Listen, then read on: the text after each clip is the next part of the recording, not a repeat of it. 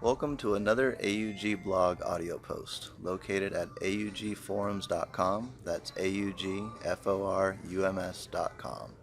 You can find this specific audio post at augforums.com/audio post 7. That's audio post and the number 7.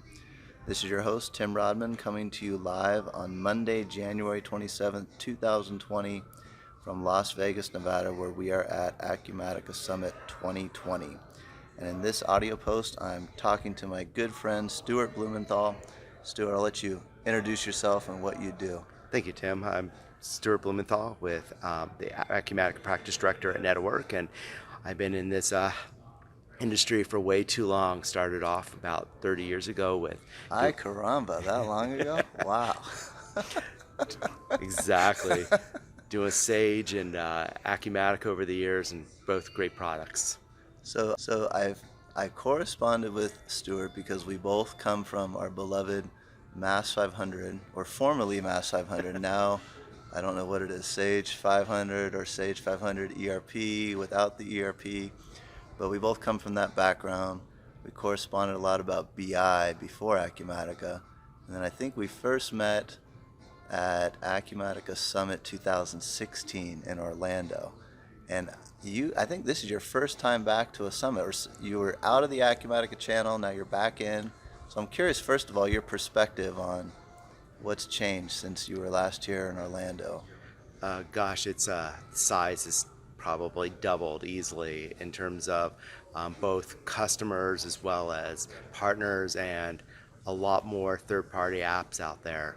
They've really done a nice job of really getting a lot of the popular ISVs that are in products like Sage and great in the Microsoft world into Acumatica. They've done a great job of that, and in addition to that, getting a lot newer partners that have brought on a lot more clients.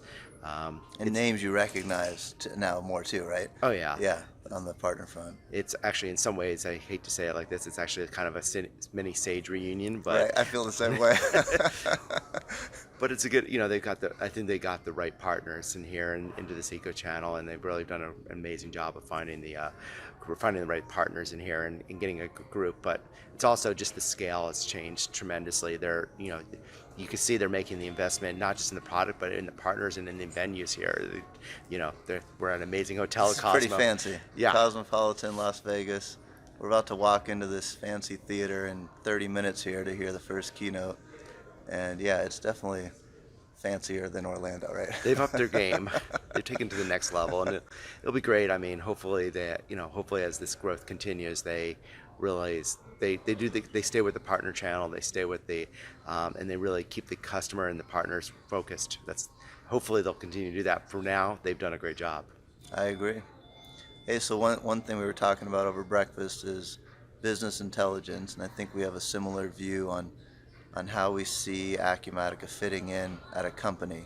And I'm just curious to kick off your thoughts with when you go into a company looking at Acumatica. I think you have a slightly different view than I don't know if it's fair to say than most, but yeah, give us your take on how you see Acumatica plugging in for a company. That's a great question. Thanks.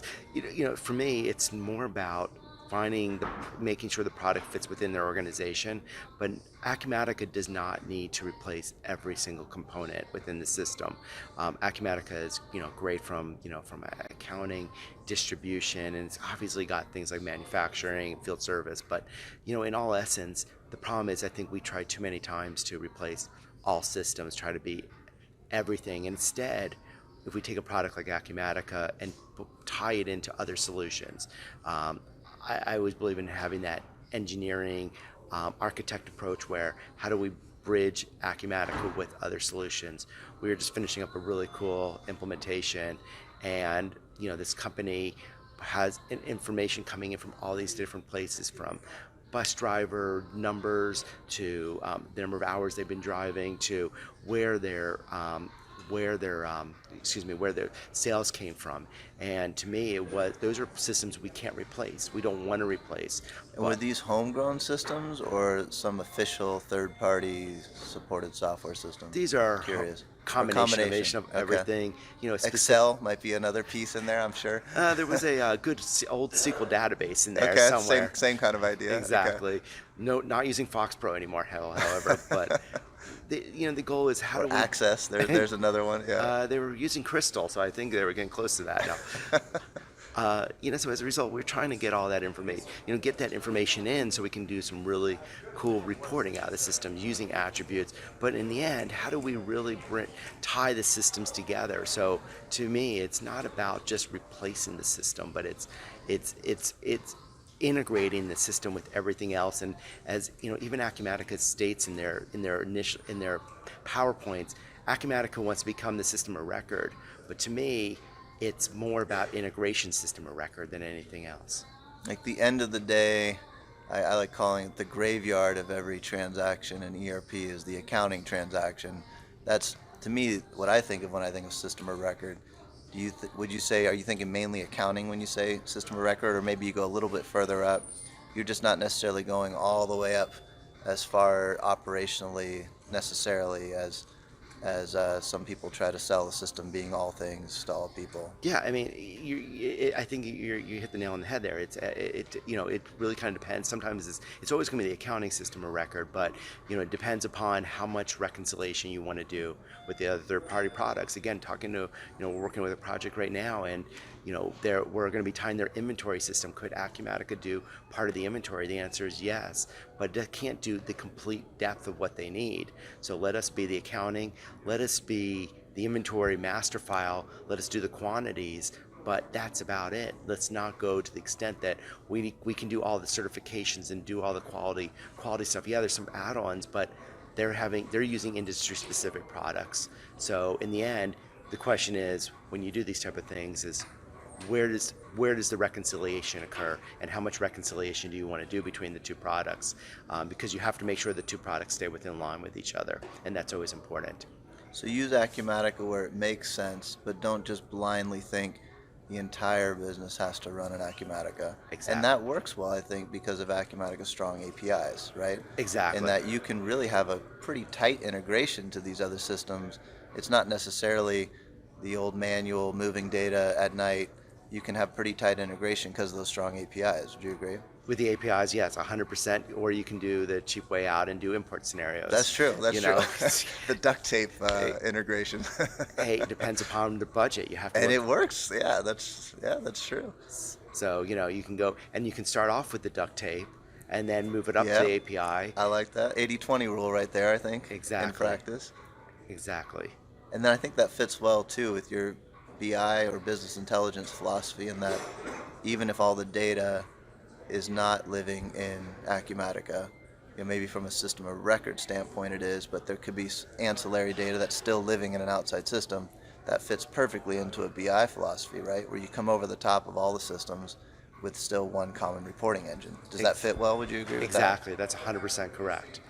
And there's some great, you don't have, and again, Acumatic's reporting is awesome, but if you need to have that over the top layer on top, there's some great products out there that you can bring the data right into, and as a result, it makes it easy for, again, you don't have, Acumatica, too many people sell the dashboards and sell just, hey, we can do everything in the system. Right. Again, there might be a third-party reporting tool that pulls information in from multiple sources, and that becomes the overall reporting tool. Again, Acumatica is supposed to be a really amazing cog, and it's not supposed to be the cog. It's supposed to be a cog within the organization that makes it more valuable and unleash the power of our clients' business.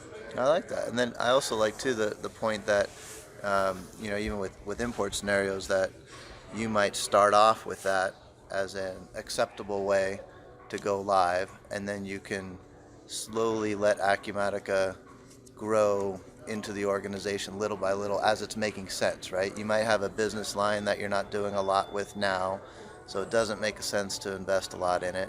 But as it grows, it might make sense to even code that piece in Acumatica, right? Kind of an organic growing the product into the organization when it makes sense, something like that. Exactly.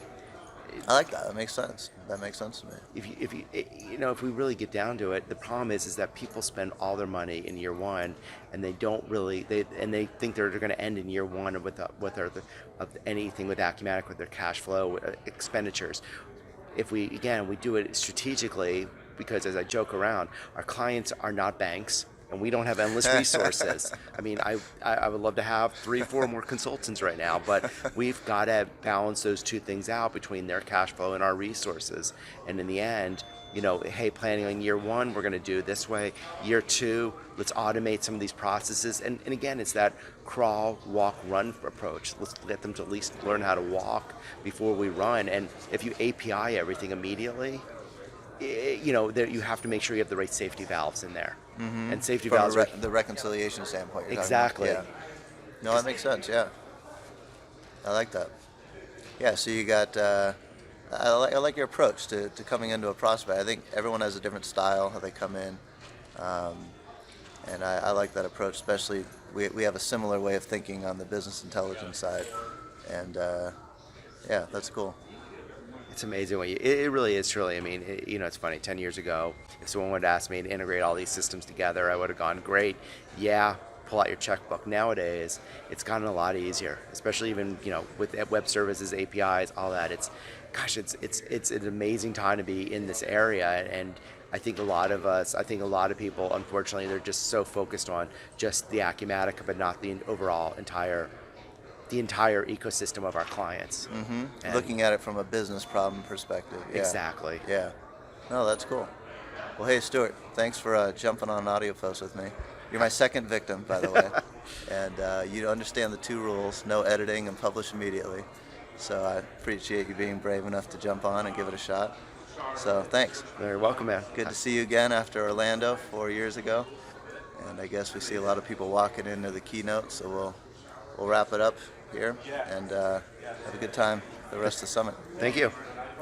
Well, that's it for now. Thanks for listening, and I'll catch you on the next AUG Blog Audio Post. Take care.